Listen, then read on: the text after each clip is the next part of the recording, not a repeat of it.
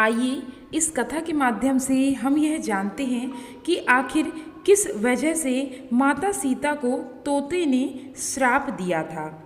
एक दिन परम सुंदरी सीता माता जी सखियों के साथ उद्यान में खेल रही थी। वहाँ उन्हें सुख पक्षी का एक जोड़ा दिखाई दिया जो बड़ा मनोरथ था। वे दोनों पक्षी एक डाली पर बैठकर इस प्रकार बोल रहे थे, पृथ्वी पर श्री नाम से प्रसिद्ध एक बड़े सुंदर राजा होंगे। उनकी महारानी सीता के नाम से विख्यात होंगी। श्री राम जी बड़े बुद्धिमान और बलवान होंगे। वे समस्त राजाओं को अपने वश में रखते हुए सीता के साथ 11,000 वर्षों तक राज्य करेंगे। धन्य है वे जानकी देवी और धन्य है श्री राम जो एक दूसरे को प्राप्त होकर इस पृथ्वी पर आनंद पूर्वक विहार करेंगे। उनको ऐसी बातें करते देख सीता जी ने सोचा, ये दोनों मेरे ही जीवन की मनोरम कथा कह रहे हैं, इन्हें पकड़कर सभी बात पूछूं।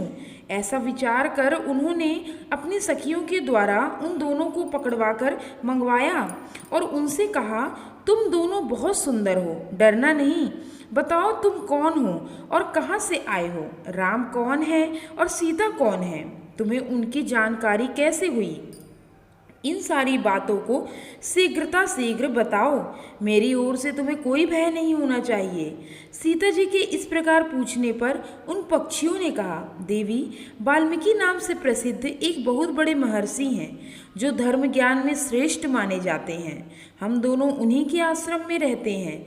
महर्षि ने रामायण नामक एक महाकाव्य की रचना की है जो सदा ही मन को प्रिय जान पड़ता है। उन्होंने शिष्यों को उसका अध्ययन कराया है तथा प्रतिदिन वे संपूर्ण प्राणियों के हित में संलग्न रहकर उसके पद्यों का चिंतन किया करते हैं। उसका कलेवर बहुत बड़ा है। हम लोगों ने उसे पूरा सुना है। बारंबार उसका गान तथा पाठ सुनने से हमें भी उसका अभ्यास हो गया है। राम और सीता कौन हैं ये हम बताते हैं तथा इसकी भी सूचना देते हैं कि श्री राम के साथ क्रीड़ा करने वाली जानकी के विषय में क्या क्या बातें होने वाली हैं। तुम ध्यान देकर सुनो। महर्षि ऋषि श्रृंग के द्वारा करवाए हुए पुत्रेष्ठ यज्ञ के प्रभाव से भगवान विष्णु राम, लक्ष्मण, भरत, शत्रुघ्न ये 4 शरीर धारण करके प्रकट होंगे। देवांगनाएं भी उनकी उत्तम कथा का गान करेंगी। श्री राम महर्षि विश्वामित्र के साथ भाई लक्ष्मण सहित हाथ में धनुष लिए मिथिला पधारेंगे। वहाँ वे एक ऐसे धनुष को जिसे दूसरा कोई उठा भी नहीं सकेगा तोड़ डालेंगे और अत्यंत मनोहर रूप वाली जनक किशोरी सीता को अपनी धर्मपत्नी के रूप में ग्रहण करेंगे। फिर उन्हीं के साथ श्री राम जी अपने विशाल साम्राज्य का पालन करेंगे। ये तथा और भी बहुत सी बातें जो वहाँ रहते समय हमारे सामने सुनने में आई हैं, संक्षेप में मैं तुम्हें बता दी। अब हम जानना चाहते हैं, हमें छोड़ दो। कानों को अत्यंत मधुर प्रतीत होने वाली पक्षियों की बातें सुनकर सीता जी ने उन्हें मन में धारण कर लिया और पुनः उनसे इस प्रकार पूछा, राम कहाँ होंगे, किसके पुत्र हैं और कैसे वे दूल्हा वेश में आकर जानकी को ग्रहण करेंगे तथा मनुष्य अवतार में उनका शिव विग्रह कैसा होगा। उनके प्रश्न को सुनकर सुखी मन ही मन जान गई कि ये ही सीता हैं। उन्हें पहचान कर वह सामने आकर उनके चरणों में गिनकर बोली, श्री राम का मुख कमल की कली के समान सुंदर होगा। नेत्र बड़े बड़े और खिले हुए पंकज की शोभा को धारण करने वाले होंगे। नासिका ऊंची पतली तथा मनोहर हरिणी होगी। दोनों भौं सुंदर ढंग से मिली होने के कारण मनोहर प्रतीत होंगी। गला शंख के समान सुशोभित और छोटा होगा। वक्ष स्थल उत्तम, चौड़ा और शोभा संपन्न होगा। उसमें श्रीवस्त्र का चिन्ह होगा। सुंदर जागो और कटिभाग की शोभा से युक्त दोनों घुटने अत्यंत निर्मल होंगे। जिनकी भक्तजन आराधना करेंगे। श्री राम जी के चरण मंदिर भी परम शोभा युक्त होंगे और सभी भक्तजन उनकी सेवा में सदा संलग्न रहेंगे। श्री राम जी ऐसे ही मनोहर रूप धारण करने वाले हैं, जिसके 100 मुख हैं वह भी उनके गुणों का बखान नहीं कर सकता। फिर हमारे जैसे पक्षी की क्या बिसात है। परम सुंदर रूप धारण करने वाली लक्ष्मी भी जिनकी झांकी करके मोहित हो गई। उन्हें देखकर पृथ्वी पर दूसरी कौन स्त्री है जो मोहित ना होगी। उनका बल और पराक्रम महान है। वे अत्यंत मोहक रूप धारण करने वाले हैं। मैं श्री राम का कहाँ तक वर्णन करूं। वे सब प्रकार के ऐश्वर्यमय गुणों से युक्त हैं। परम मनोहर रूप धारण करने वाली वे जानकी देवी धन्य हैं, जो श्री राम जी के साथ हजारों वर्षों तक प्रसन्नता पूर्वक विहार करेंगी। परंतु सुंदरी, तुम कौन हो? तुम्हारा नाम क्या है, जो इतनी चतुरता और आदर के साथ श्री राम के गुणों का कीर्तन सुनने के लिए प्रश्न कर रही हो? सुकी की ये बातें सुनकर जनक कुमारी सीता अपने जन्म की ललित एवं मनोहर चर्चा करते हुए बोली, जिसे तुम लोग जानकी कह रहे हो, वह जानकी की पुत्री मैं ही हूँ।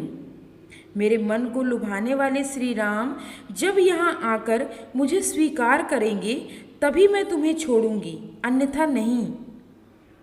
क्योंकि तुमने अपने वचनों से मेरे मन में लोभ उत्पन्न कर दिया है। अब तुम इच्छा अनुसार खेल करते हुए मेरे घर में सुख से रहो और मीठे मीठे पदार्थ भोजन करो।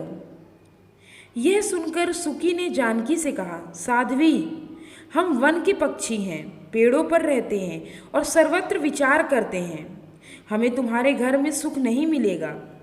मैं गर्भिणी हूँ, अपने स्थान पर जाकर बच्चे पैदा करूँगी, उसके बाद फिर तुम्हारे यहाँ आ जाऊँगी।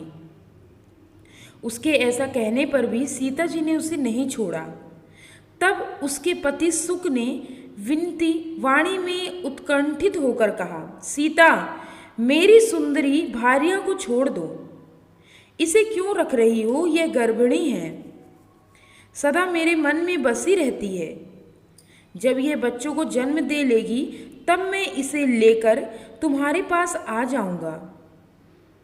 सुक के ऐसा कहने पर जानकी जी ने कहा, महामते, तुम आराम से जा सकते हो, किंतु तुम्हारी यह भार्या मेरा प्रिय करने वाली है। मैं इसे अपने पास बड़े सुख से अपनी सखी बनाकर रखूंगी। यह सुनकर पक्षी दुखी हो गया। उसने करुणा युक्त वाणी से कहा, योगी लोग तो बातें कहते हैं, वह सत्य ही है। किसी से कुछ ना कहें, मौन होकर रहें, नहीं तो उन्मत्त प्राणी अपने वचन रूपी दोष के कारण ही बंधन में पड़ता है। यदि हम इस पेड़ पर बैठकर वार्तालाप ना करते होते तो हमारे लिए यह बंधन कैसे प्राप्त होता?